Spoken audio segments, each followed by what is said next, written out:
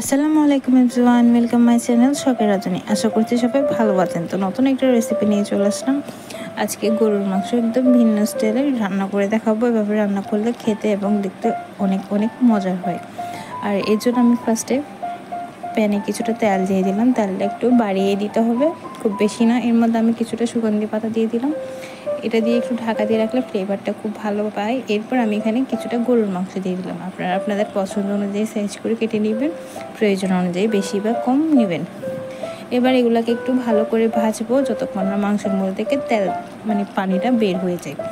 এই পর্যায়ে পানির মধ্যে কিন্তু এবার বাকি মশলাগুলো আমরা কষাবো। তো এখানে আমি 5টা পেঁয়াজ বাটা দিয়ে দিলাম, 1.5 কাপ মতো দিয়ে এটাকে একটু ভালো করে ভেজে নিলাম। এরপর আমি এখানে বাদাম বাটা, আদা বাটা, রসুন বাটা, কাঁচামরিচ বাটা খুব সামান্য এবং সরিষা বাটা খুব সামান্য, 1 চামচ মতো। এরপর আমি এখানে টমেটো বাটা দিলাম 2 কি 3 চামচ মতো। এবার আমি এগুলোকে খুব ভালো করে একটু কষিয়ে নেব যতক্ষণটা মশলার গায়ে থেকে পানি ছেড়ে দেয়। দেখুন এরপর যেখানে কোনো পানি দেওয়ার কোনো প্রয়োজন নেই, এটা এভাবেই কিন্তু হয়ে যাবে। এবার আমি এখানে গুঁড়ো মশলা অ্যাড করবো। আমি এখানে মরিচ গুঁড়া দিলাম 2 চামচ কি 2.5 চামচ মতো, ধনিয়া গুঁড়া দিলাম 2.5 চামচ মতো, আর আমি এখানে মাংসের মশলাটা দিলাম 1 চামচ। আমার এই 4 চামচ অনুযায়ী হলুদ গুঁড়া দিলাম আধা চামচ দিয়ে আমি এবার এগুলোকে খুব ভালো করে মিক্স করে নিব। আর এটাকে একটু ভালো করে কষিয়ে নিতে হবে যাতে মশলার যে গন্ধটা আছে ওটাও চলে যায়। তো আমি এখানে একদম রান্নাটা করতেছি মিডিয়াম একটু লো ফ্লেমের মাঝামাঝিতে। এখানে আমি কোনো এক্সট্রা পানি খুব একটা ইউজ করবো না। দেখেন এই পানি দিয়ে কিন্তু মশলাটা খুব ভালো করে কষানো হয়ে গেছে, মশলার গায়ে থেকে তেল ছেড়ে দিচ্ছে।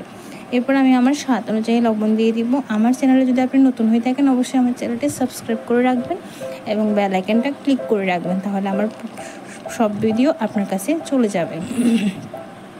দেখেন এটার এই কীরকম একটা স্ট্রাকচার চলে আসছে। এখানে আমি কেন পানি অ্যাড করি নাই। তো আমি এবার এখানে আধা কাপ মতো পানি দিব যাতে মাংসটা একটু খুব ভালো করে সেদ্ধ হয়ে যায়। খুব বেশি দেওয়ার প্রয়োজন নেই। আধা কাপ মতো পানি দিয়ে ঢাকনা দিয়ে একটু একদম লো ফ্লেমে চুলার মধ্যে প্রায় 20 কি 25 মিনিট বসিয়ে রাখবেন।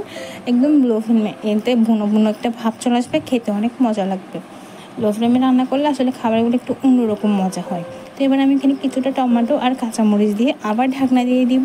আর মাঝে মাঝে একটু নাড়াচাড়া করতে হবে, যেহেতু বাটা দেওয়া হয়েছে তো ওটা নিচে দিয়ে লেগে যেতে পারে। আর পানিও খুব অল্প। লাস্টে ধনিয়া পাতা দিয়ে গরম ভাতের সাথে পরিবেশন করুন।